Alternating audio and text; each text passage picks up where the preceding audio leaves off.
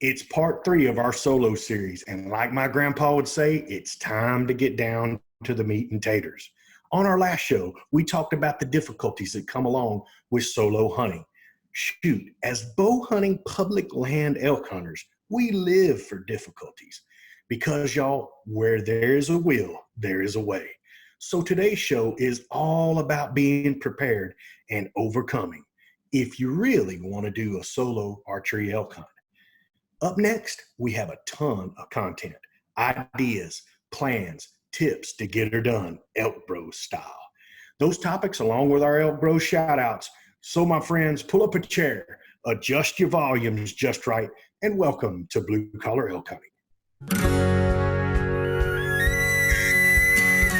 Welcome to Blue Collar Elk Hunting, brought to you by ElkBros.com, with your host Gilbert Ornelas and elk hunting coach Joe Gilly. You want to hunt elk, and they live to hunt elk. Their goal is to share with you what they have learned grinding it out for over 35 seasons, doing what they love. So come on into camp and set a spell. Welcome to Blue Collar Elk Hunters.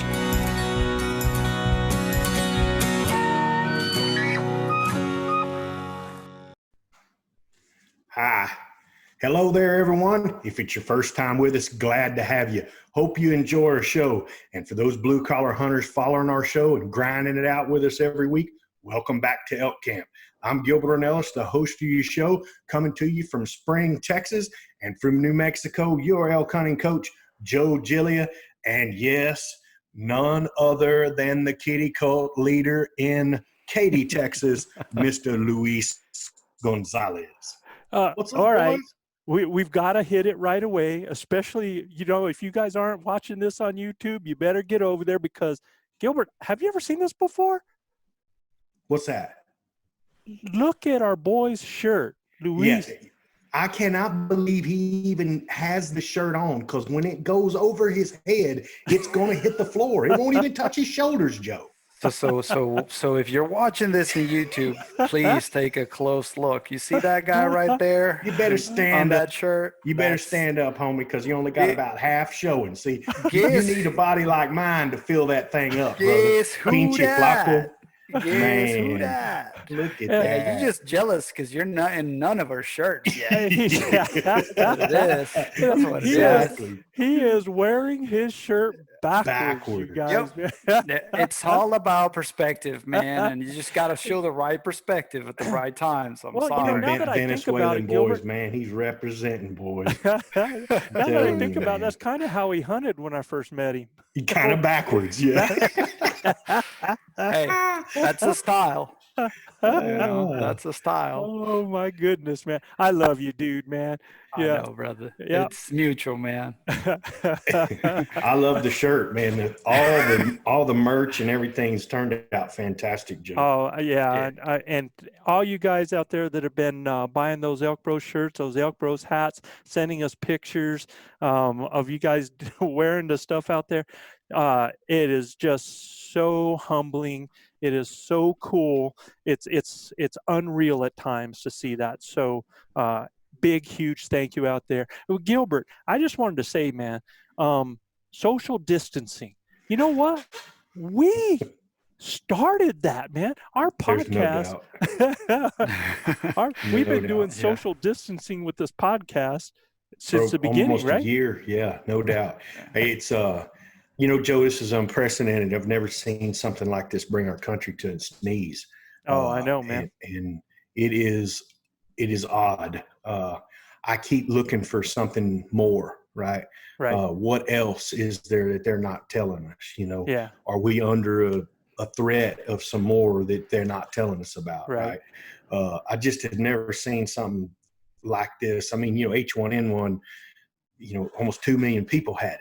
Right. You know what I mean? Yeah, so, I think there's just a big fear of not knowing how to control it, right? I mean, that's to me kind of key there. And comparatively with the flu and stuff, it's just that the percentages of people that, are affected. The fear here is like, how does it work afterwards? The people that do recover, does it come back? Does it come back stronger? Do they leave with something left that's going to impact them the rest of their lives. Yeah, there's just so many questions out there, and I think that's the unknown is really what's making this such a big deal. And well, I hope, guys, I really hope it ends up, because we have been doing what we've been doing, that we're not the Italy and we're not the China, and we do keep, that from being something that terrorizes this country like a lot of other places. So I think most importantly, Joe, if there's to be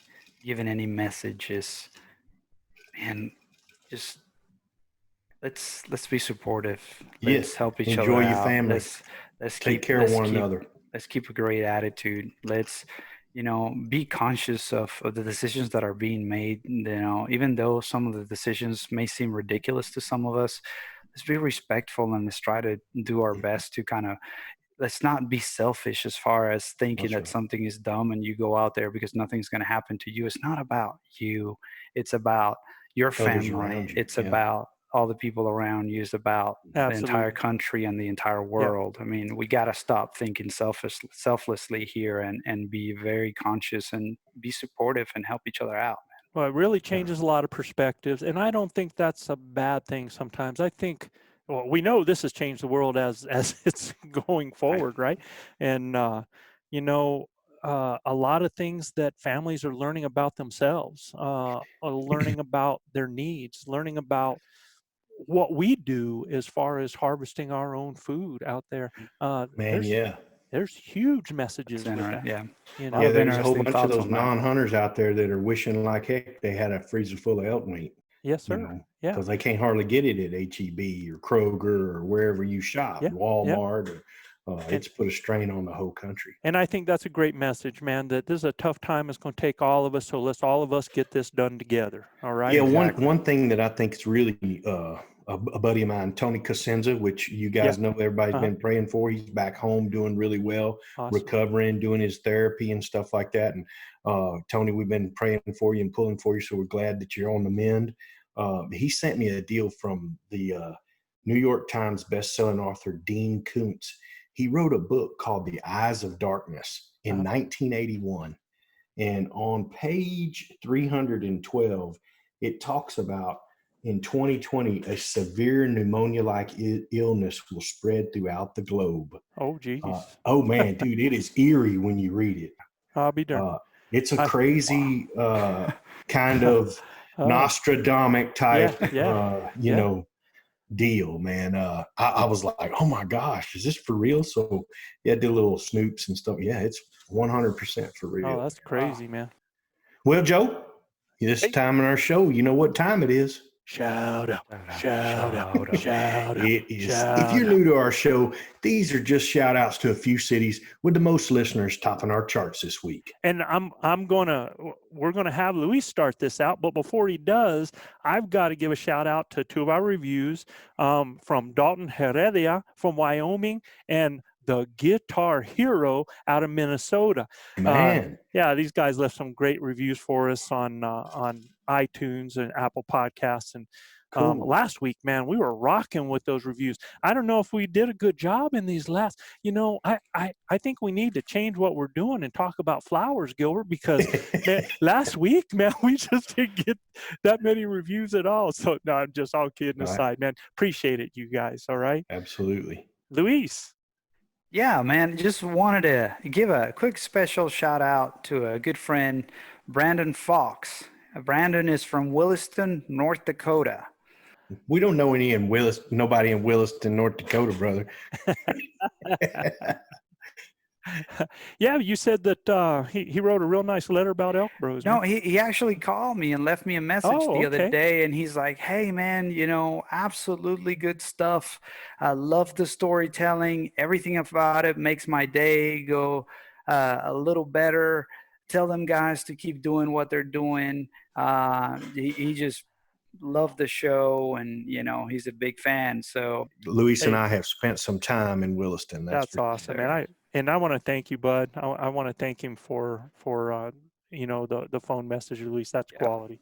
All right, so hopefully there's no tongue twisters here, but ranked in 2015 as the #1 place to live by Money Magazine, our top listener spot, was incorporated as a town in 1873. Its name comes from being the highest point on the Chatham Railroad, running from Richmond, Virginia to Jacksonville, Florida. And it's on the National Register Historic Places as one of the best examples of an intact turn-of-the-century railroad town of the Carolinas. Apex, North Carolina. Yeah. Apex. Those North Carolina Carolinians, in the man. house. Tar Heel State. Yes, sir. Love That's those fantastic. Carolinians, man. You betcha. Next up, Joe, originally inhabited by the Chickasaw Indians. Our next city gets its name from an oxbow lake that looks like a big cow horn. Here, you can experience the Urban Air Adventure Park and take in the rockabilly rides or taste the incredible southern flavor of the Memphis Barbecue Company here in Horn Lake, Mississippi. Mississippi, thank you guys, man. Big shout out to Horn Lake. You were describing, I thought it was going to be a Texas town, man. Cowhorn and rockabilly ride. That was awesome, man. You betcha. Our third town on the list this week, Minnesota's 855th city, whose name is an Indian word meaning welcome water, is home to 13 miles of the Mississippi River and 4 miles of the Crow River, which provides for plenty of fishing, boating, and camping. It is also part of the Mississippi River Trail. I never even knew this existed, y'all, that can be followed along the Mississippi River all the way to the Gulf of Mexico. I had no idea that existed. Wow. And this is none other than Otsego, Minnesota. Otsego, Minnesota. And they tell me there's so much water up there you can fish. Oh my gosh! Never get on every lake. Incredible listeners up in Minnesota. We get so many listeners from there. So, guys, thank you very much. You bet. Home of the #1 freshwater fishing port in Canada, as well as the #1 producer of pheasant and tomatoes in Canada. In the 1850s, the city of Ontario was a center of anti-slavery activity and one of the northern stops on the Underground Railroad that brought fugitives of slavery to Canada. Descendants of thousands of these formerly enslaved people are an integral part of the local history and population. Chatham, Ontario, our brothers and sisters to the north in the house.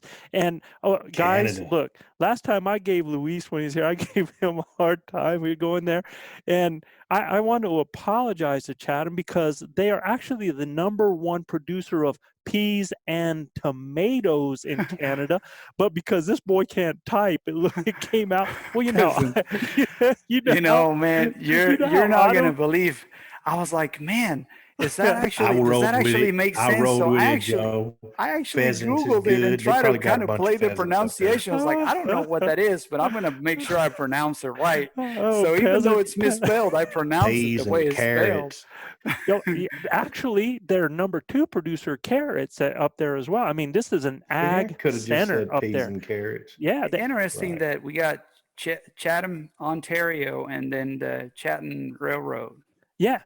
So, yeah, they were huge there. And that's the thing I don't want to lose out of this, man, is that their history with the Underground Railroad was huge, that they still to this day have descendants of thousands that make up their communities there right now. And I mean, just that pride and that history and what that they have there is pretty special. So I just want to make sure that we don't miss that point because of my autocorrect and going to peasant.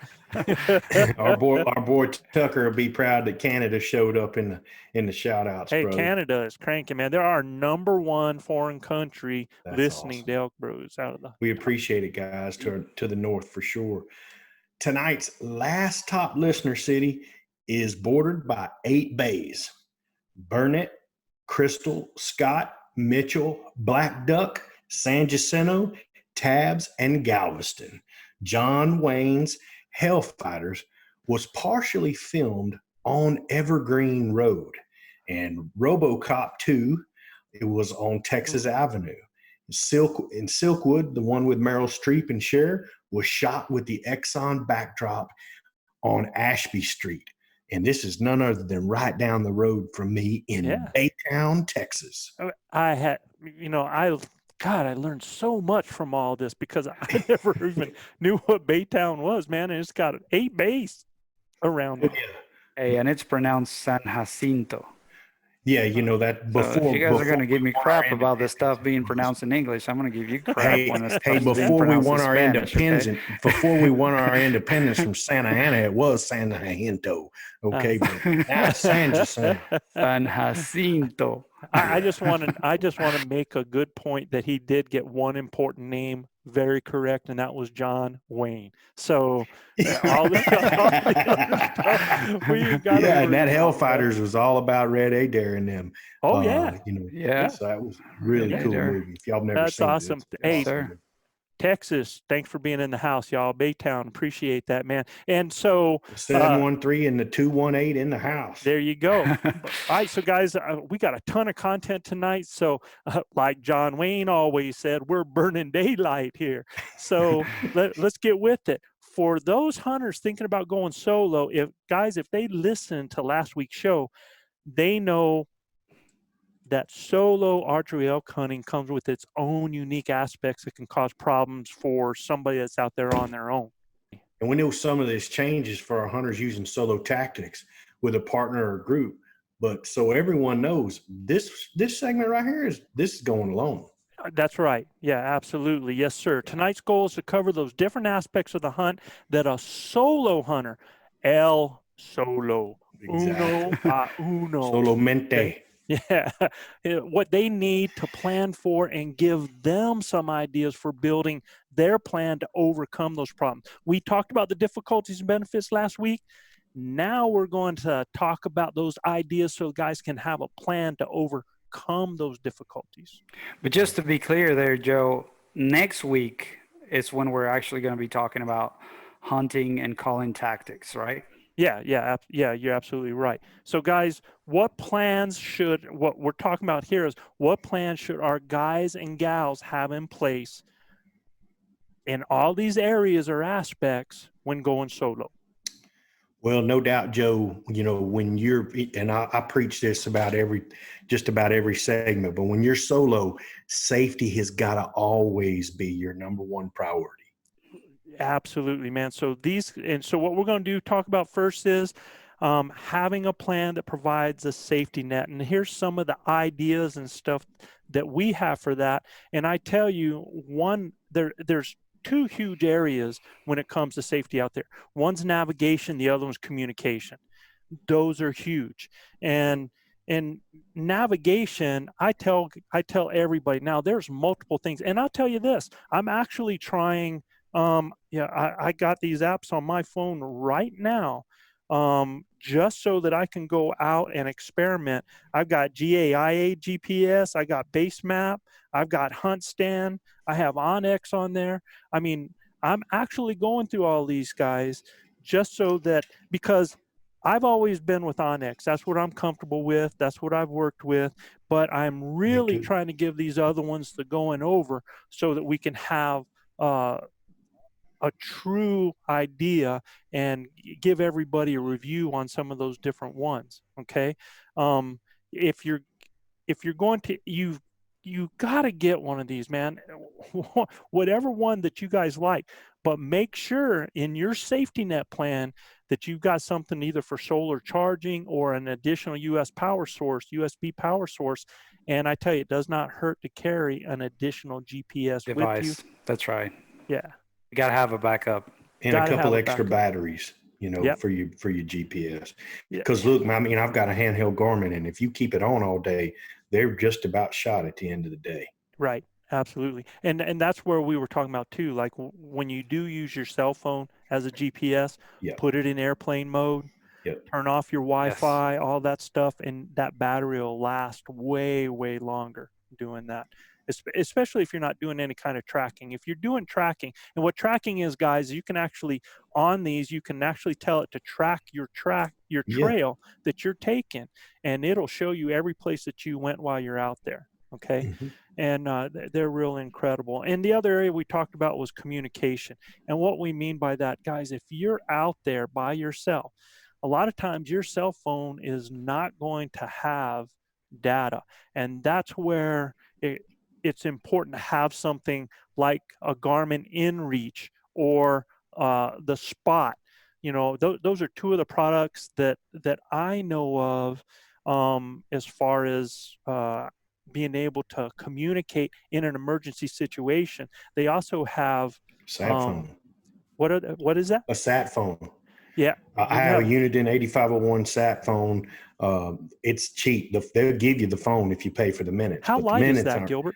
Oh my gosh, ounces. Okay. I mean, doesn't So even there's weigh an a pound. option, Yeah, a sat phone right there. You bet. And I think even personal beacons are another. Yeah. You know, you're not able to communicate with them, but they are something to do. Now, when you're thinking about like the InReach or the Spot, those are kind of the two main ones out there. I've never used one, and I don't have a lot of information. I've looked at it, but I know, Luis, you checked these out recently, didn't you? Yeah, certainly, Joe. And I'm just going to try to give a very high level overview of both of them. So, look, price wise, just the equipment, just the actual device for the Garmin, it's right around $350. The actual Spot Gen 3, it's about $150. Half the price. Yes, it's about half the price. Now, here fundamental differences is the Garmin actually works with a smart satellite system. So meaning it doesn't matter where you are in the world, the signal goes up, hits the satellite. If that signal is not reachable to where it wants to go from the satellite, goes to the next satellite until it finds clearing to actually communicate to where it wants to go. So it's much more efficient as far as communicating from anywhere in the world.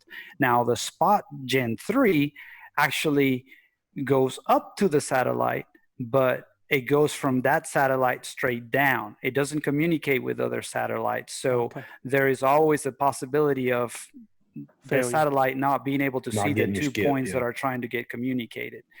So that's kind of the main differences. One of the Garmin, they call that system the Global Iridium Network. And then the Spot Gen 3 is actually what they call the Global Star Network. So those are the two.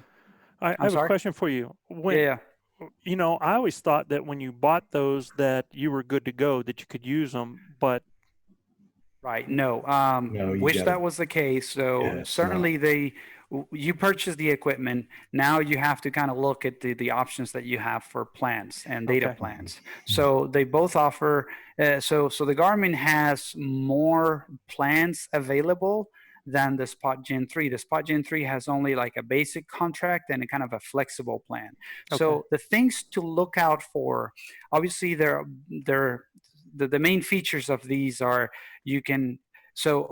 another fundamental change, and I'm sorry, I'm a little bit all over the place, but with the Garmin, it's a two-way communication device. The Spot Gen 3 is a one-way communication device. But that's not like a cell phone, though. It's not. No, the Garmin is not. It's just simply you can send a text and receive a text.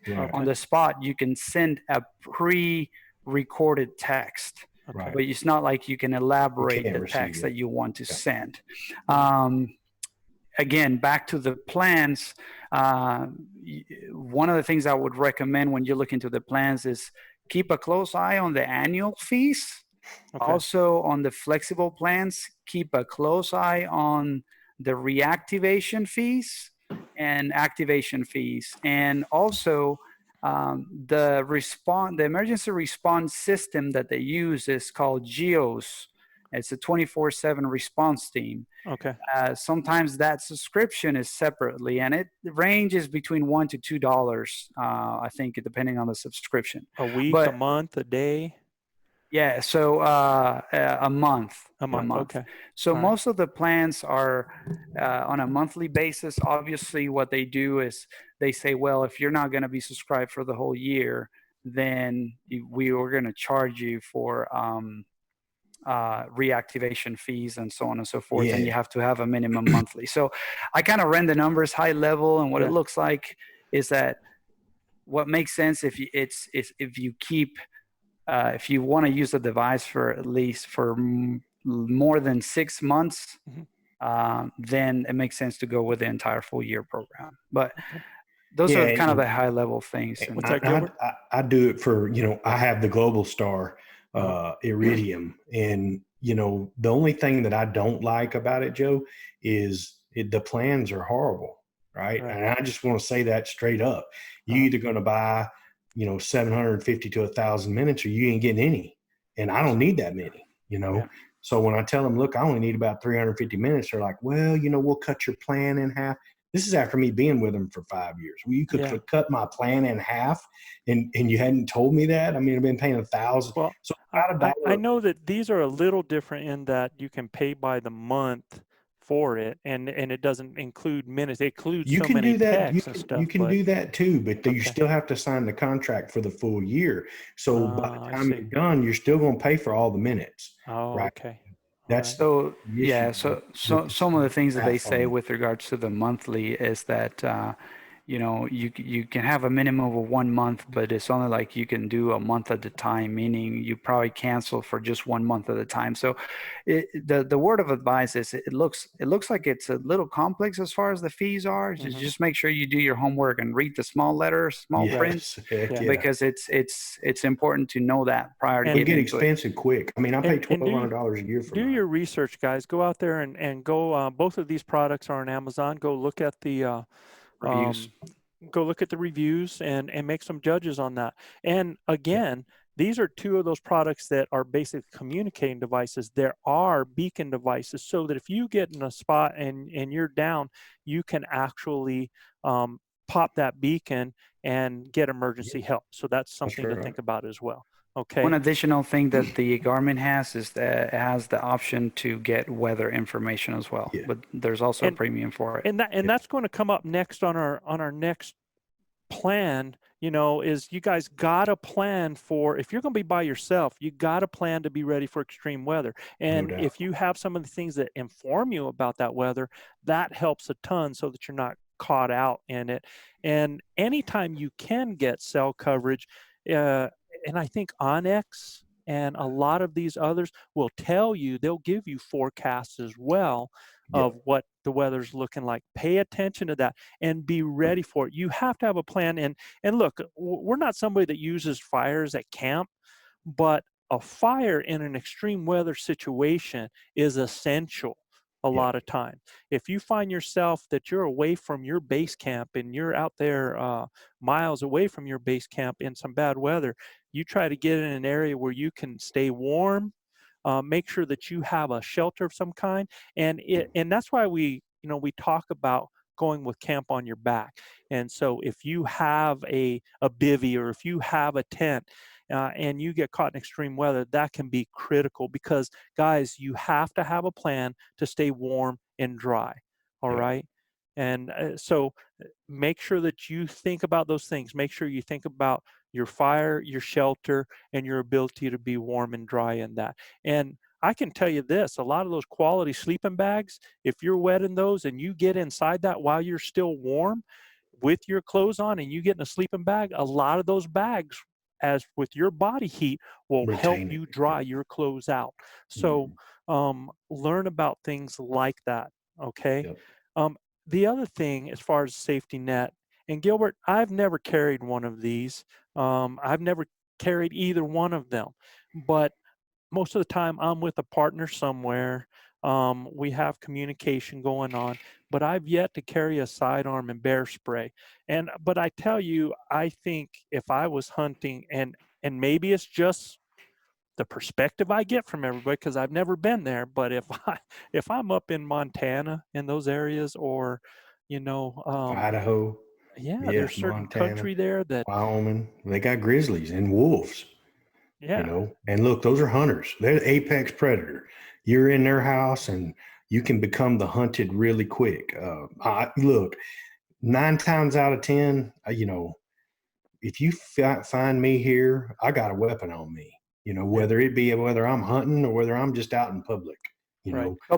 Couple things I would suggest looking into is, look at the rules and regulations of the area where you want to be. Right. Yeah. Make sure that you're legal as far as when you're carrying, and During the archery season, also, because we are talking about solo archery hunting here, Yeah. guys, right? sure. And then also make sure that you really take a look at what your gun weighs fully loaded, and how heavy it gets, and Does that come from that an is advocate, is it comfortable for you to carry it with you? And I tell you this, I'm speaking from experience here. I actually left my gun on day 2, and I can't, because I just, the weight on it was just kind of taking a toll on me. Well, one thing I was So- going to say is I don't like to have a sidearm or anything like that's just not Right. me, but on me like that. But I tell you, in a solo situation, just for emergency or anything, I would definitely think about a smaller Oh man. pistol to have Yep. in my pack, or something that doesn't Absolutely. take a whole lot of weight. Right. I'll carry a full size 23, 40 caliber. Mhm. And I can tell you this, partner, you get within 65, 70 yards of me, you're in trouble, because I'm going to eat you alive. It's got 16 and another 16 with it. You're Is in it a trouble. heavy gun? I don't care. Oh, I mean, yeah. it don't weigh as much as my bow.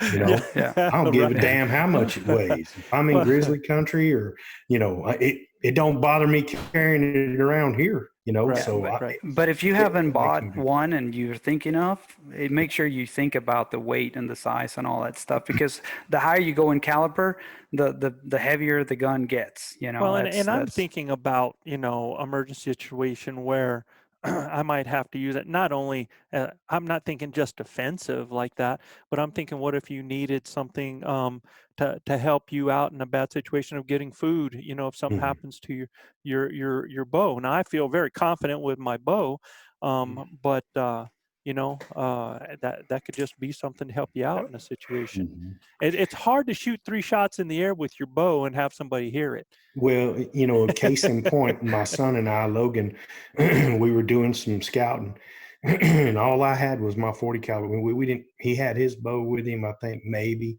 and we were scouting around, and we got in the middle of a pack of wild hogs.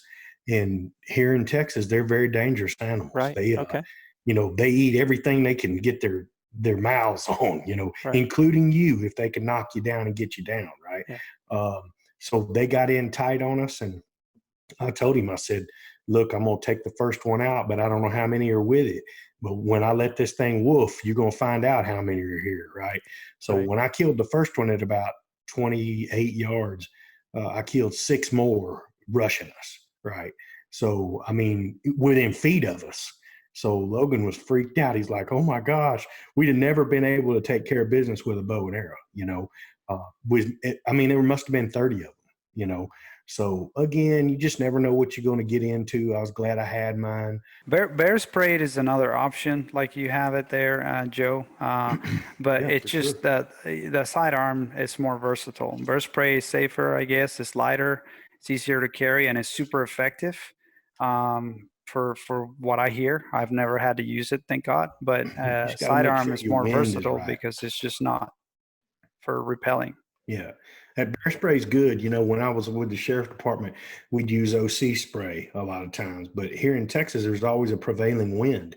So when you gas that stuff out and it just comes back and hits you right in the face like a shitty mop, it is no good, right? It'll knock you clean off your rear end.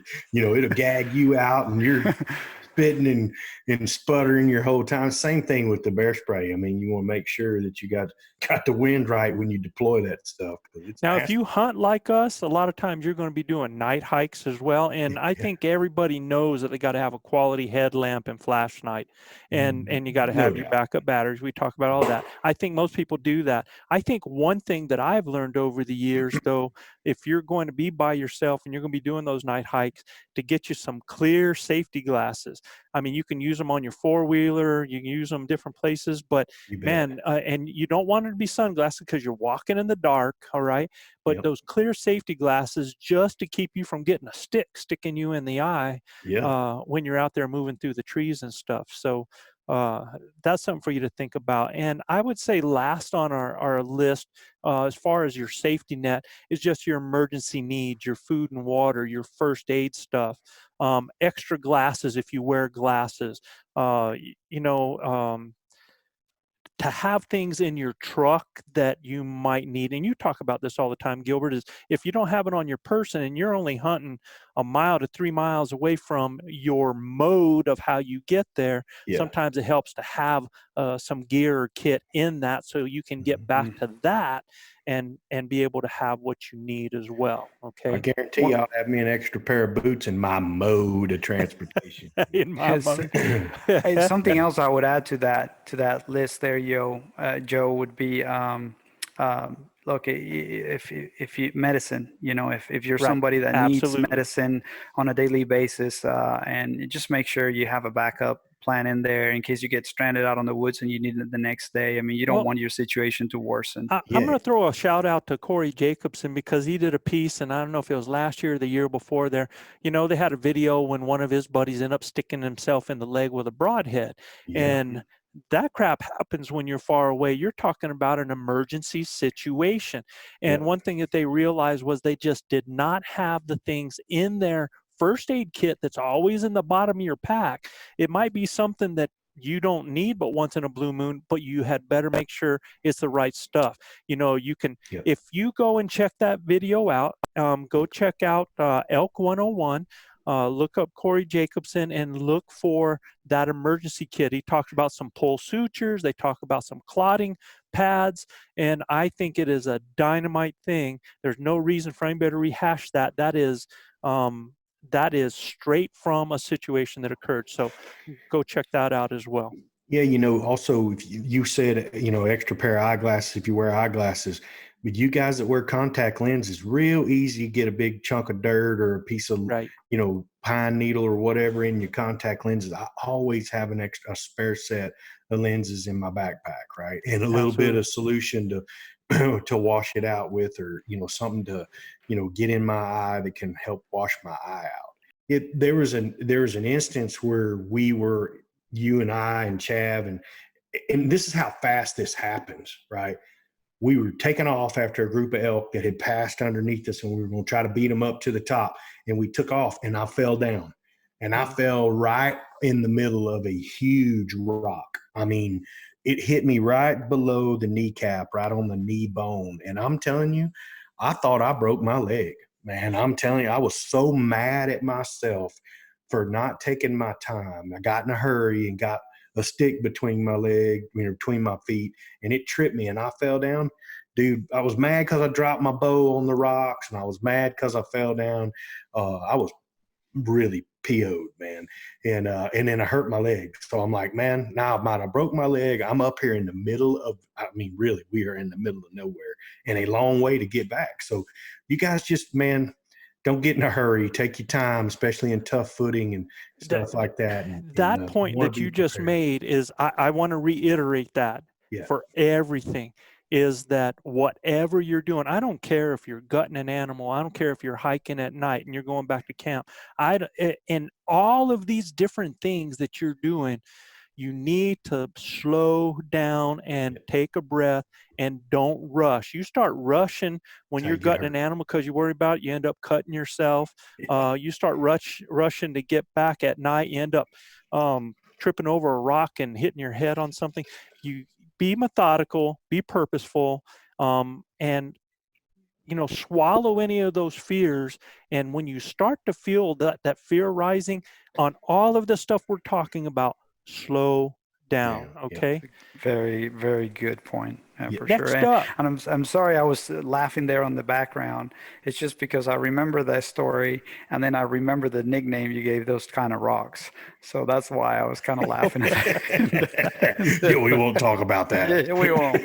But we saved that one for Unleashed. You need to write that down for Unleashed, bro. Oh, no, that ain't even going to make Unleashed, Joe. We got to leave that one on the bank. All right, next up. Having a plan for maximizing your hunting opportunities, because we talk about how being by yourself, a lot of times it's difficult to really get in different hunting areas, to get to different places, to be able to understand where the animals are and maximize that. And we're just going to give you a quick one on here, man, because it's pretty basic and simple. Number one, have a base camp, right? Whether and I like to do it with the truck, with a tent. It doesn't have to be anything fancy. If you got a pull-up camper, well, good, man, that's awesome. If you have a pop-up, that's even awesome, right?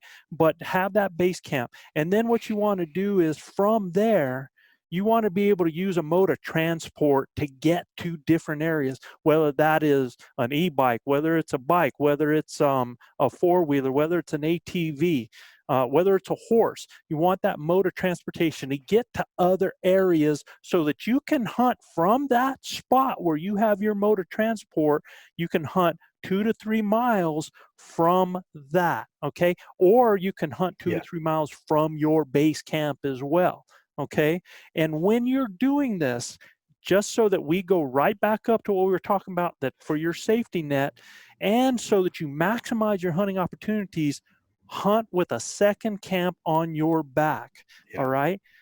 You should have, if you can have and you can afford one of those packs that are made for packing meat out, well, that's great. If you're not, man, there's ways of doing it with just the pack that you have on there as well. Okay. You can just strap that up the right way. Yeah, trust me, because I have hauled 8 miles of meat on my shoulder. So having a backpack, I think I've told you guys about that time me and Chav, last day of the hunt, last day we were leaving out, we said we'll just get a morning hunt in, man. And so we ended up the truck's loaded and we're parked, and we go out before daylight. We get out there, get in the middle of a herd, animals talking all around us. I end up going one way, Chav goes the other one. I call a small bull into 12 yards, take that bull down. I'm screaming for Chav with the double bugles. He finally shows up. I'm like, bud, I got me a bull. He's like, really? Me too. Now the work begins. 2 bulls down. We are 1 mile from our vehicle. No pack, nothing, everything. Wow. And we literally packed those quarters out on our shoulder back and forth. Wow. Oh man, let me tell you. It's not easy. You know, a couple of years ago, I packed one of those hindquart or a shoulder out on my shoulder without anything. Man, I'm telling you, I about died. You know, I mean, with no pack or anything. Like, we were short packs at the time. We aren't anymore. But at the end of the day, I mean, it can make your life a whole lot more miserable. You will find that animal digging into parts of your body that you never knew existed. Exactly. You'll be one tired puppy when you get there. So make sure you hunt with your camp on your back. Carry a hammock so that you can sleep out there during the day. They make these. I got one as a gift from Manano that was it's beautiful. It's lightweight. It straps up and can sleep anywhere out there. Night bugle, and if you locate those animals out there, stay with the herd. All right, you've got your camp with you. And I got a letter from somebody that says, well, if you're going to sleep with the elk, how do you do it so that the animals don't smell you? Well, it's a great point. But remember, in the evening, at night, a lot of times things slow down. You don't necessarily, you can at night have a prevailing wind, but a lot of times it gets still. Cool air is falling. So make sure that you locate yourself down from the animals, or you find a hole that you can be able to sleep down in so that your scent pool stays in it. Or you get, if you're at a ridge that's, downwind from them, you kind of get off on the offside of that ridge just a little bit, but make sure that you're down from those animals, okay? You can do this and you can hear them screaming all night long. And you can be on those animals first thing in the morning. And the other thing I would tell you to maximize your hunting opportunities, and guys, we talk to people all the time about this. When you bump into other people, be friendly with other hunters and other camps you meet, because those people are your best recon a lot of times. And you bet. Yeah. I was just telling you before the show, Joe, I had that experience in public land here. I met I met this gentleman called Eli Blackburn out on the woods, and super guy, and we just bumped into each other, shared information, and exchange, phone numbers. And Right. I told him, I said, hey, man, I'm glad to know that there's somebody out here that uses the same app that I use, that knows the place as well as I do. And I know there's somebody that I can call that if I'm stranded, I'm in a emergency situation, he'll know where to find me because he's familiar with the area, as familiar as I am. So, Right. And he, expressed the same thing. So pretty cool. Yeah. No, that's your best bet, man. If I've always truly believed good things come to good people, and when you treat other people right, and not everybody's gonna come back and be right by you, but that's not why you are good to people. You're good to people Right. because that's what you should be doing, right? Okay. And if something happens out of that, that's just a huge plus. So guys, another tough area.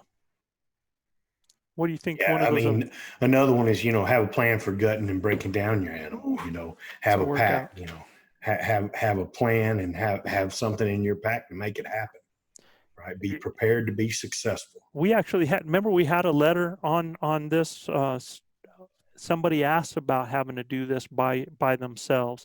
And, when you are processing an elk by yourself, it is a job. It's a job with 2 people. It's a job with 3 people, right? Yeah. Right. And I'll tell you guys that are listening, I've been doing the gutless system before I even heard that there was a gutless system. I always found that there was really no reason to end up gutting an animal when I could get every bit of the meat off that critter that I need to get off from the outside in. So that really helps me. And when you skin that animal out, it helps you to keep things clean. If for myself, if I'm anywhere within a half mile to my mode of transportation, and I've always been with buddies, if we're anywhere within a mile, a lot of times when I take those quarters off, I leave the skin on. Now I've heard a lot of people say you never leave because the animal's got to cool off. Well, it depends on your temperature that you're out there. Yeah. It depends on your proximity to where you're at. But if I can keep that meat clean from dirt and clean from bacteria, it helps me when I go to do that skinning at camp and getting everything on ice right away, so I don't have to worry about bacteria growing on that animal.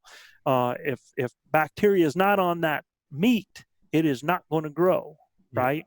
So that's one of the reasons I do that.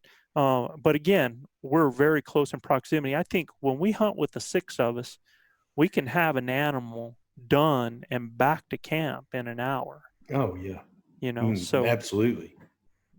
I mean, that bull you killed, I mean, when we got on him, we were out of there in 35 minutes. Right. And for those new hunters out there that have never had an opportunity to gut an elk or, process an elk out on the field, it is extreme work. This is really going to test your ability to, your physical conditioning, because it's a lot of work. I'm telling you, it can wear you out even with some help. Honestly, my personal opinion, if I had a choice to hunt alone or hunt with, friends, I much rather hunt with friends, just because, the help, all the fun that goes with it, but then the additional help is extremely helpful. Now, if you tell me you can't hunt with friends, you're going to hunt alone or don't hunt, right? Well, yeah, I'm going to go hunt alone. But it's just keep in mind that this is no easy feat. So that's why I got to step backwards, because if these guys, and we are talking solo here, y'all, so you are going to be by yourself. So you've got to be able to break that animal down. You want to get that meat off that animal, off that bone as soon as possible. Get those quarters to your mode of transportation. And there's something that, we're going to talk about packing out meat care in our next step, but you just got to understand that you got to have that breakdown system. You got to have a kill kit with you, and it's got to be purposeful. It's got to have paracord in it. And I'll tell you, that kill kit's going to have everything you need as far as your knives, your license, as far as your cleaning stuff. It's going to have if you wear rubber gloves, all your stuff that you're going to need to break down that animal properly. You're going to have your game bags. And I've had people that say, if you're going to use game bags, you use the washable game bags rather than, and I'll show you an instance here in a few minutes when we talk about packing out. But I would tell you, if you're going to be doing by yourself, that paracord, and go online and look for something called a Cam Jam XT tie down. And what that is you can use it with a carabiner rope. You can tie it off on something. It'll act like a pulley, but when you pull on it, it has a gripper so that it helps to keep that tight. And if you're going to haul something up high and try to get it off of an animal and you're all by yourself, it can be a lifesaver. So you can get it both for rope or cord. One is supposed to handle more weight than the other one, and you can get those so that when you're working it, it's going to be able to pull it, keep a leg out of your way, and then as you're cutting away, you can bring it up even higher and even better, okay? And you better make sure, because of doing stuff at night, that you have a really good LED headlamp, your knives and your sharpener that you have for that, because if you've ever worked an animal, I guarantee you even the best knives are going to get dull, so you better have a sharpener with you. And look, guys, for me, I use a Havalon and a outdoor edge knife that has replaceable blades. It's a phenomenal knife. It stays sharp, and if it gets dull at all, you just pull the other blade. Make sure you have replaceable blades with it. But at the end of the day, you put you another blade on there and get. And they're both great. It saves a lot of hard work. It does, and there's nothing like fighting a dull knife. It'll make you scream bloody murder, because it's a lot of work. The only advantage I see on the outdoor knife, the one you gave me, Joe, is just the easiness of replace the system to replace the blades with. Whereas the Havalons, you just have to be careful. Don't cut yourself replacing the Havalons, because it's challenging. And I've had a problem myself with Havalons breaking on me because they don't have that solid ridge insert like the outdoors one does. So I'm a fan of the tell you guys. Yeah, the outdoors one is really good. And I'll tell you that if you're going to use replaceable blades, you better have something to put those sharp blades that you got done with, and you better have a device.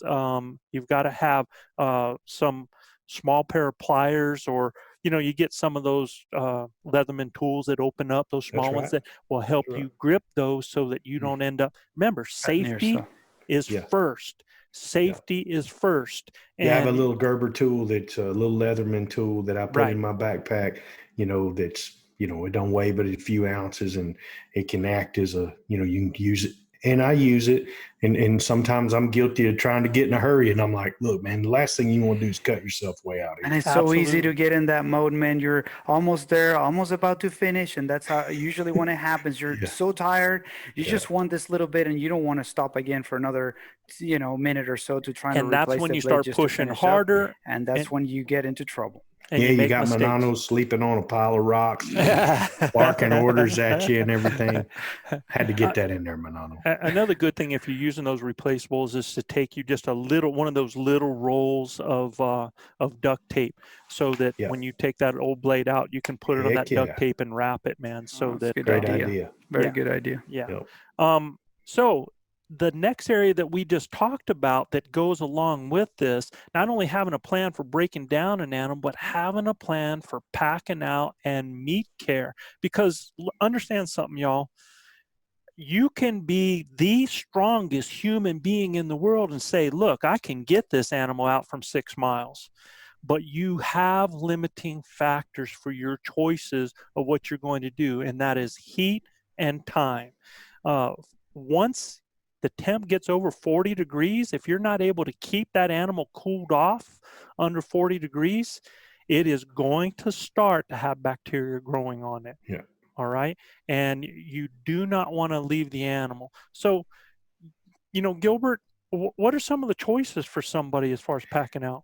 Well, if you're going at it alone, there are services out there that you look them up. Use packing services. You make a deal with your other campers that are around you to try to get you some help. Yeah, right. I mean, if you're going to go it alone, it's really important to have a plan to get your meat back to camp and get it on ice or get it cooled down. There's definitely guys who do packing services, man. Yeah. And I have stopped what I'm doing in a hunt to help out another hunter. Yeah. And on the opposite, I've had people, man, that came to my rescue with four-wheelers when I didn't have one. They were like, "You got an animal down? Where are you? We'll go help you." Yeah. And, give them a quarter, man. I mean, You bet. share the wealth, these Yeah. guys help you out, tell them, I appreciate it, but here, this is yours. Take that, Thank you for your. Yeah, the majority of the people won't even accept it. They just want to do it because that's the nature of hunters out there, right? Right. But Absolutely. still, I mean, offering it is the cordial thing to do and show of appreciation for sure. Now, if you are going to do it by yourself, that's why I tell you a limiting factor is to hunt within 1 mile to 3 miles from your mode of transportation. If it's hot, you better not go any further than 2. Right. I mean, to get that animal, once you get that meat off and start get cooled down, and then to get it packed to your vehicle and back and trying to get that work and cool off, you are limited in your time. So that is really a consideration. And Also, that's where a hauling pack comes in. Real heavy, man. Joe. Absolutely. It's worth its weight in gold. Also, Joe, real quick, just keep an eye out for shade.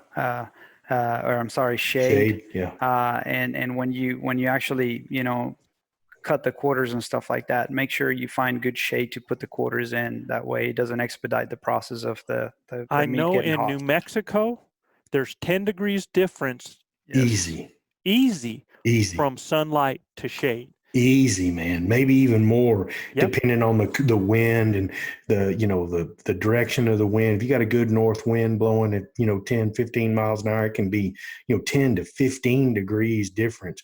Last year, Joe, there wasn't a whole lot of places to drag your elk. They're huge. I mean, but if you can get him to where you can see where the sunlight is and where the shadows are, and you can get him in some shade, he's going to be a whole lot better. For if you need to go get your gear and bring him back or whatever it is, go get your mode of transportation, go get some help. I mean, if you can get him in the shade, that's a big deal. Yeah, and if you do, I mean, in that plan, if you're in an area that has cell coverage and you've managed to give, that you can contact somebody, or if you're using an inReach, and I know Chad Hashin did this last year. He popped me from his inReach, his exact location where he was at when he killed his bull. Mm-hmm. And you can do that. You can email that. You can message it to somebody. And if you've got partners out there that you can pop that out to, they know it's there. You guys already have messages that I'm on my way. I'm heading to camp. I'm this far out. Be able to communicate like that is huge. So really pay attention. You can get all the coverage maps that you can find for different things, but understand when you're down in a canyon, that coverage map is not the same. Mm-hmm. All right. So there's things for you to think about. Now, if you're using a satellite device like an inReach, it's going up and you got to be out of the trees. You got to get your best position to be able to do that. But you're absolutely right. The hauling pack comes in huge with that. Hiking poles, y'all. Yes. If you're solo, Look, even if you aren't in a group last year, brother, and the way we had to haul that my elk off that mountain, oh my gosh, going down that steep bank and everything, man, and going to have 4 points at it can be a lifesaver. It can keep you again safe and from falling down and hurting yourself and breaking a leg. I had an old cedar or Bodark post that I was using, and I'm telling you, that thing saved my life several times because you get so tired. You got a 200-pound quarter on your back, hind quarter, and you get going in one direction, brother. It's Katie bar the door. You just gonna keep right on rolling, So, and one time I even saw you sit down right? Yes, I mean, sir. you were going too, and you just sat straight down. Exactly. Yep. And that's something a lot of people don't realize, is that if you feel yourself losing your balance, sit your butt down. Let your legs go straight down rather than falling forward with that weight on your back and end up something poking you in the eye, in the chest, or something. Just sit straight down where your feet are right there. That could be huge to help you. And that's where that clear eye protection too, like we were talking about before. Because I don't know if you've ever done this, when you're packing and you got your head down, if you're wearing your cap, you don't see crap up above your head there. Especially at night. Yeah. And next thing you know, something's poking you in the face or poking you in the eye. And because of last year's Gilbert's elk kill and us packing all that out at night, I went ahead and got me some hiking poles, to y'all's point. You know, they sell some of the very light ones and retractable ones, and what I've done is actually strapped it to the pack, to the carry pack. The freight pack, right. The freight pack. That way the two are together, and I know if I'm using that pack, I have the pole right with it, and I can use it for the pack out. Well, not only, you know, if you guys are hunting solo and you're going up a hill and you're hunting, you know, and you can, you're going from one area to the other, and it's a tough section, either uphill or downhill. Man, I'd strap my pack to my backpack and I'd be safe going down, so I don't end up messing up my bow or messing myself up going down or up on something that's a little bit hairy. Be real particular about where you go. Okay. And I would tell you another thing, for a plan of packing out is, you got to be consistent and know, like, where you're putting your gear, your knives, and different things when you're doing this, so that when you go to pick everything up, it's not scattered all over the place. And guys, don't buy camouflage any friggin' thing. Don't bright orange. This color right here. Yeah, I mean, your knife, make it bright orange. You know, if you, rangefinders usually are black, and sometimes those can be, but don't get the camouflage rangefinder. I did. Somebody's gonna find it. Camouflage wallet, camouflage binos. It's all recipe for disaster. I'm just telling you, as far as that goes. And we'll talk about that area a little bit more. But there's one other thing I wanted to talk about too, and that's if you're going alone. Except for, like, if you're having to go and pack meat from there to, you know, a mile out to your vehicle or 2 miles out, I recommend a lot of times leaving your gear for the lightest, smallest stuff and taking the heaviest stuff first. And if you leave your gear back, except for if you're having a pistol, you want that with you. All right. And if you leave your gear back there with the lighter stuff and you stash it, and sometimes reflective tacks are really good things, especially if you're doing a night haul on that, so that when you're coming back, you can catch those with your flashlight. But if you do that, your gear gives you a reason to get back. No doubt. And when you get there, you're doing the light part, and you're like, oh man, last trip out, and it kind of feels good. And and the thing is, you know, the other thing is when you are going back, you got to make a lot of noise anytime you're coming back to your meat, because I'm going to show you guys a picture here. This came from a buddy of ours, Chad Hashin, sent this to us, and it's this photo. Everybody should be able to see it. You take a look at this. Chad Hashin had hung his meat. Yeah, in fact, he sent a letter to and said, after my first trip to the truck and back, a bear had torn into the 2 rear quarters out of the tree and ripped into them. The yellow jackets were also going to town on the meat that had been exposed and burning into other parts of the quarter. I took the 2 shoulders out and came back for what was my last trip and actually had to run the bear off. I took a few shots from my pistol.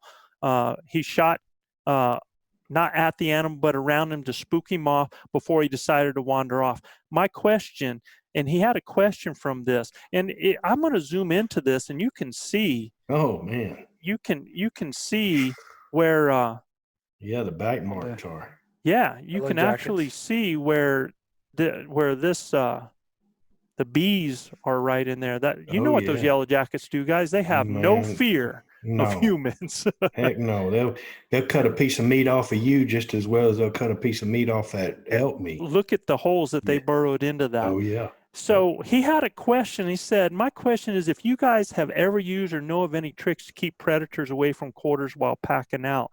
And I'll tell you, I've been on a low hunt where I by myself up in the Pecos Wilderness where I had to get an elk out, and I was really worried about that because I was so far from camp. So I just think about the things that actually scare bears, and I try to do that. So what I do is I I kind of piss a circle around the area where my animal is, and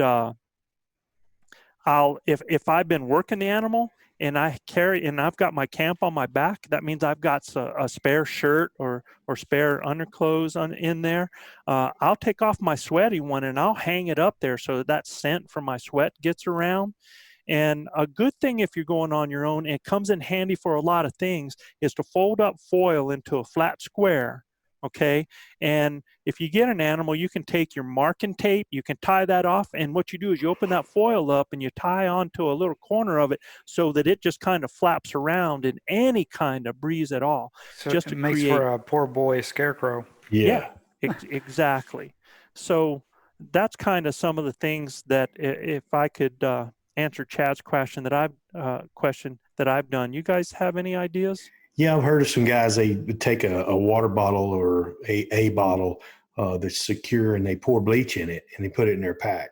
And then Okay. they'll pour that bleach around where their meat is, and when they hit that scent line of that bleach, man, that's really, offensive to a predator. So they usually won't go around it. Plus it masks the smell of the meat as well once it's deployed. So I don't know if I'd want to carry around it, a bottle full of bleach with me or something like that. Of course, I'm not hunting in Alaska or Montana or something like that. But where we hunt, there's black bears, and those rascals are like big raccoons. If you let them get around to kill, they're going to get on it.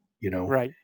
They don't it don't last long. I can tell you that. The strong survive out there, and when they smell it down, they coming to get it. So yeah, I mean, I've walked in on my kill the day after, and there's a bear on it already. So. Yeah, you got to be real careful. Found a bear at Joe's Kill last year. Yeah, right. Absolutely. So another area, guys, of difficulty that we talk about that you're going to experience, guys in groups experience this, sometimes. And it's not necessarily because they're not with people, as they're not at home, they're not with their kids or something like that. But you got to have a plan sometimes to beat the loneliness out there. Because like I said, the difficult part is you are alone. And in these survival shows, it's not the survival part that people mess up with. It's the mental part. It's the mental part, man. It's just beating those fears and those voices in their head. So I don't know. If you're someplace by yourself, guys, what's some ideas you'd have for beating that feeling of loneliness? Well, definitely staying in touch with, if you can get a text or you can get it, on social media or whatever it may be, whether it's your Instagram page, Facebook. I don't do Twitter. So anything like that can help you share the adventure with your loved ones. And stay in contact with people as well to kind of help you with, fighting, being lonely out there. And sometimes taking the time to do a little prayer and stuff like that, and just kind of reflection, take in the nature and stuff like that, and just think about, the wonders that surround you, and just be appreciative and thankful. That kind of, fills the soul. I'm kind of for years I read my Bible, Joe. I mean, all right. For years I read my Bible when I was deer hunting or stuff. I read the whole chapter of Revelations, and in a full deer season sitting up. Well, I was going to tell people to read a good book, or because you can have it right on your phone, but you took it to the good book, right? Absolutely, took it to the good book. Yeah, most all the chapters in the Bible I've read, they've all been through hunting seasons. So it's a book that I try to live up to and live through. I fall short of many days, but at the end of the day, it's a book that, man, it can cure a whole lot of problems if you allow it to and let it in. Yeah. And, I used to do this early on because when I was away from my family, I know that was hard on them. And sometimes I would keep a daily journal of what was going on. I know, Luis, you do this. He does, for sure. He does a pretty major journal that he writes at night. And, I would write letters to family members or just stories to them of what was going on and my thoughts and stuff. And in doing that, it was almost like they were there sometimes. And that kind of helped out. And I'm a social person. So if I bumped into other hunters and there was a hunter's camp around, shoot, I'd make that 400-yard walk or half-mile walk. Yeah, especially if I smell what they got cooking, like the Rock. Oh yeah, I'm a mooch, man. They got something good. It's better than my peanut butter and jelly. Right? Yeah. If you let me tell you fellas something. If you stumble on the Venezuelan mafia and they're cooking, I guarantee you, not only are they going to have enough, it's going to be good. And I tell you what, nobody shows up to our camp that they do not get offered a plate. No doubt. No doubt. So that's right. Yeah, that's plenty for everybody. Yeah. And I'll tell you, catch us if you can. We're hiding, man. So you got to find us. And I'll tell you one thing that really works well for me. I do this when I have a lot of windshield time, like Gilbert calls it. There is that if I have a project or a problem that I'm trying to figure out, I do all of my constructing, all my step-by-step, all my back for I play that chess game of where I'm going to go and what the pros and cons are and what I could do better. Yeah. I can actually work out a project or help myself out with a problem in that spare time and get a lot of it worked out. So that helps out as far as for me. You bet. I think for me, most of the time we don't get to have to beat the boredom, but I hunt sometimes by myself, and I enjoy it, man. I enjoy the quiet time to myself to reflect, especially when I'm bow hunting, reflect on what God's given us and the blessings that I have to be able to do that, live in a country where we can still do those kinds of things. So it's for me, being able to reflect on things like that. And then, I love what Luis does and jotting it down in a journal. Yeah, because I'm going to start doing more of that. I've been on a 10-day solo hunt. And about day 7, man, I tell you, I mean, all that beauty and all that honor, I mean, that day 7 starts to wear on you sometimes, man. When you haven't heard another voice. You're looking for Wilson. Where's my ball? Another area of difficulty I want to cook, because we're getting close to our time here, is we don't have guys to remind us about our gear, man. And I tell you, I've lost so many grunt tubes over the years. You guys have lost range finders. People have lost binos. And I'll tell you, develop a plan, develop a routine to help you prevent that equipment loss. And you heard me and Chap talk about it on a previous podcast, that we have a pat down ritual, man. When I stand up, I'm going grunt tube, binos, calls, I'm patting all my pockets. Just so everybody knows, it does not work very well for him. He needs the redundancy factor. Manano and I are picking up his stuff after he leaves and taking it to him. That's because you guys distract me so much. Man. It's have our these fault. two boys arguing back there behind you, like, it's like traveling with Laurel and Hardy, man. I'm serious. And Jeff, man. Jeff, no doubt. But we saved the day and bring whatever he left behind back to him. The no doubt Venezuelan odd couple. So guys, make sure you have a pat down ritual or designated locations for your equipment. Where's your grunt tube going to be on your body? Where are your calls located? Are they in the left pocket all the time? Is your wind indicator in the right pocket? Is your knife located in a flap on the left side in your pack? Are your binos, is that going to be in the right pocket on the side of your pack? Your phone, is that on a zip on your chest? Your GPS, if it's not your phone, know where those are. Have designated locations for gear where it's placed in your pack so that you're not wasting time searching for something. You know exactly where it's going to be. If you have to unpack and pack your pack each time, do it. Yeah. You're going to say something, Gilbert? Sucks. Yeah, for bow hunters especially. When you're done with your hunt or you're putting your bow up, put your release on your wrist strap of your bow. Always. It'll never be separate from your bow. If you'll put it on that bow somewhere, I don't care if it's on the limb or if you'll I put mine on my wrist strap before I put it in my case or what.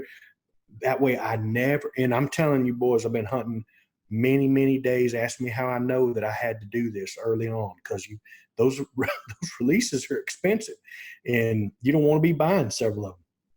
I haven't lost a release, I'm going to knock on wood here, in a very long time. 15, I've been using the same release for almost 15 years. And at the end of the day, it's because I keep it with my bow all the time. And it's not about just losing it, it's about forgetting it. Yeah, exactly. So I wear a shooting glove. I wear a leather shooting glove, and it's always strapped onto my bow. Yeah. You know. And I have an extra release in my pack. In your pack, right. Yeah.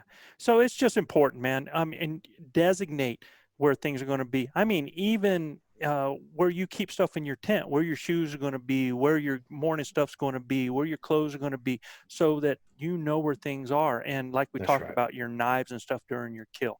So just develop routines. And if you do that over and over, it makes sense to you, you'll know where your equipment is, and will help you from having to rebuy some of that stuff. Okay. That's right. And speaking of buying, costs are a big part of this. That's a difficulty with going alone. Solo. And I'm going to tell you guys, here, develop a plan to help you with those hunt costs. And one of those is, number one, hunt with what you have.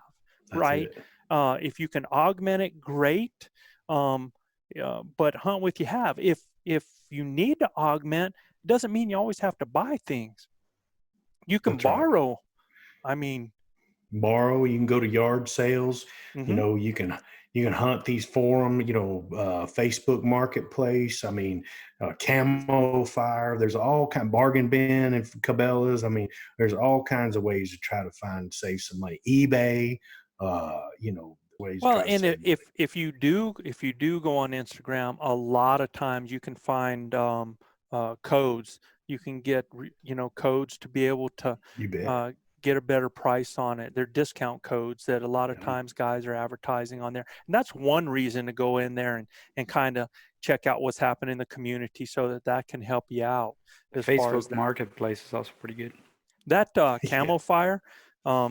If you got to find the right product at the right time, but sometimes it can really help you with some things. And I bought I don't know, six Zeiss scopes on it one time. They were 50% off. I mean, sure, it was crazy, the stuff that I found on Camo Fire. It's a really cool site. And I think the last thing, I'm actually going to I'll post all of this for this particular plan. I'm going to make sure that we have that in our description on this show. But, we talked about the conditioning that it takes, and you got to have a plan for conditioning. And guys, that does not mean that you have to have a gym subscription. If you do and you want to go there and you want to be with people that help you work out, well, that's great. But I'm kind of the type of person that because of things that have happened in my life, I have to use more body weight things. And you can use body weight stuff and do things to put yourself in an actual type situation as much as possible to get yourself ready. And Gilbert, you've heard me say this a lot of times. If somebody's going to swim the English Channel, buddy, they better be swimming, right? Yep. Right. And so if you're going to hunt elk, you had better be walking and hiking. Yep. And that's going to help you make sure that your foot gear is good. It's going to get all kinds of things. You're going to be ready for that exact thing. And you can pick different places to hike it where the footing's not so good, where you got to step over things. Try to make it as close to an actual situation as possible. Or on those days, just hike far, man. Just put a podcast on, listen to ElkBros if you want to. Put a podcast on and just go. Yeah, and guys, for just starting out, man, my routine starting out when I'm training, I'll start off 1 week doing 2 miles, and then the next week I go to 2.5, then the following week I go to 3, and I'll get up to 6, 7 miles, Right. And but you want to be at your peak. And look, I'm getting a little older. Luis will tell you that I'm getting a little longer in the tooth, and believe me, so is he. At the end of the day, to say it shows. At the end of the day, my joints can't take the pounding like they used to. So running and stuff like that's just really not something that I can do at a sustained time. So without creating more injuries for yourself, so when you get in the woods, you're hurting. You need to understand that low impact stuff is just as good as the high impact. It absolutely is. And especially if you do some things, like I said, that just reproduce what you're going to be doing out there so that your body's wait for it. And I kind of say that there's certain areas of importance to work. And I'm going to tell you, there's ways to do it without a single bit of weight, man. Those areas to work are your core, your legs, your back, your shoulders. All right. Now, you don't hear me talking about arms because a lot of guys will do that anyway in a lot of things every day. But it's those things that we don't do every day, because you get a pack on and you start carrying that bow for miles, man, you're going to feel it in those shoulders, right? In your lower back. Yes, your sir. Lower back will really let you know, what in the world are you doing here? You ain't been doing this all the time. So carrying that pack once or twice a week with you, it conditions that lower back to having that pack. Make sure you have a solid foundation of cardio. Yeah. And I'm going to give you guys absolutely cardio, man. And you can get that cardio. And I'm going to tell you, you can do it running, but like Gilbert said, low impact stuff where you're doing high intensity, going up steep hills to get yourself breathing hard, where you're going hard for 10 seconds to 20 seconds. Get those hard beats at 150, well, depending on your age, of course, but 150 or so in my case. It's got to be above 150, actually. Yeah, and consult with your doctors. Consult with your doctors on your plan. Absolutely. A lot of guys are taking blood thinners and this, that, and the other. I mean, consult with your doctors, let them know what you're doing. They'll help you formulate a real good plan of you being safe while you're doing it. Guys, as a coach, man, some of these I take for granted, but I'm going to give you just some names of some exercises, and you can look them up. Maybe I'll put something together so that you be able to see this. But like when I talk about the areas of importance, like your core, I'll tell you the best thing you can do for core is planks. Push-ups. Burpees is an incredible all-around exercise. It is so difficult. The older you get, longer in the day you get, right? I hate them. Yeah, but they work every part of the body, man. They really do. I think the best overall exercise you can do is a push-up and a burpee. All right. But for the core, like I said, planks. And what I mean by planks, that's where you're keeping the body stiff, where you're doing them from the front in a push-up position, where you're doing it from the back, keeping your hips up, and on your sides. That works all of that core strength in there. So planks is the word that I'm using there, front, back, sides. For the legs, body squats. That's just all body weight. Your own body weight, man. Step ups, where you're stepping up onto something and then back down off of it. Lunges. Look up that word lunges. It's just where we're doing a step out, and you're really, I tell you what, you'll have the sorest butt ever after doing lunges. Yeah, I hate those. Do stairs, and stairs. Guys don't like leg workouts, I can tell you. Stairs are going to help your cardio. And I'll tell you, for all this, there's just little hip flexor exercises that you can do. Look up hip flexor exercises, because when you start walking, that's generally where you're going to really start to feel some of that pain too, because a lot of guys do not prepare their hip flexors on there. Right. For your back, the word is Supermans. Look up Supermans. Good mornings. Look those up. Good mornings is basically like you're bowing to the sun. Your butt goes back. You got your feet wide. As your butt goes back, you're going down with a good straight back, almost parallel, and back up, and the butt comes back in. Bridges are incredible, and a real difficult one. Look up dolphin kicks. Okay. That's a good one for you. For your shoulders, when I'm walking, listening to a podcast, I do my shoulder workout. And when I do my shoulder workout, I do shadow boxing. Each time that one hand goes out and the other one comes back in, that's one. And I'll start out doing 50 of those to where I'm doing 100. And you talk about a shoulder workout, boy, I tell you what, those puppies get sore when you do that. Side raises, going out to the side, and front raises. And you don't have to bring them over your head. When you're doing shoulder stuff, you don't want to tear things up. And just going even with the shoulder is enough. Down and up. Okay. Same thing that we do with a thing called bottle caps. And bottle caps, you've just got your hands just like you got a bottle of ketchup in your hands, just right here, or like you're getting ready to steer a tank or something right here. And all you do is you keep those arms even, like you're trying to pour the ketchup out of the bottle, just like that. You work those bottle caps. You can even do these to the outside, and that's going to work that rotator cuff in there. And then something that my neighbors see me doing, they think I am absolutely goofy, man, is because I do air swimming. The best shoulders that I had as a kid was when I was surfing, because I was constantly bringing arms over, going back and coming over the top. And just that action works all of that rotator in there. If you start to get sore to where you're losing form and you're feeling something there, you've gone far enough. You do not want to overdo it on those, because shoulder is a delicate area. Okay. That's right. Oh, and I was going to tell you guys, work the most important muscle. That's the one between the ears. All right. Every day. Every day. That can get you through when nothing else can. And I was going to say too, like I said earlier, I believe in doing things as close to an actual situation. Hike with weight in a pack. Anything you guys do? Yeah, I hunt with I hike with a weight in my pack, and then I always walk with a heavy. It's like a stick that I found. It's actually one of those clothes rods, right? That goes across your closet that you hang your clothes on. It's heavy. It mimics my bow. I'm carrying my bow all the time, so I have it in my hand when I'm walking. That way, I've always got something in my hand, and you're used to carrying that bow around, because the first thing most guys say when they get back, number one, lower back's hurting, and oh my God, I didn't know my bow weighed so much, because they've been carrying it around all day in their hand.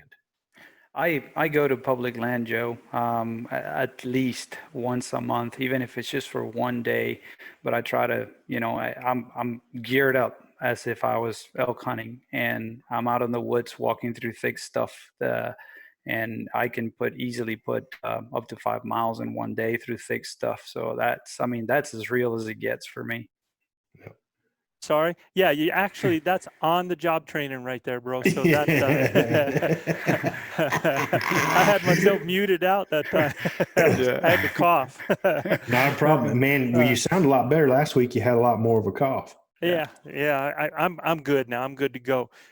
Shooting with your gear, man. Shooting with your gear on, and after doing short sprints or anything to get that heart rate up, you want to do that.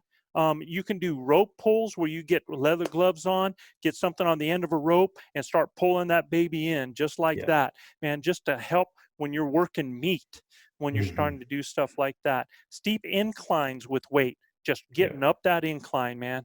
You look at the top of it and go, and you're going to be huffing at the top of it, but it's going to be good for you. And I'll tell you another good thing, especially if you're calling elk, do that after exertion. Try to do a nice sweet cow call.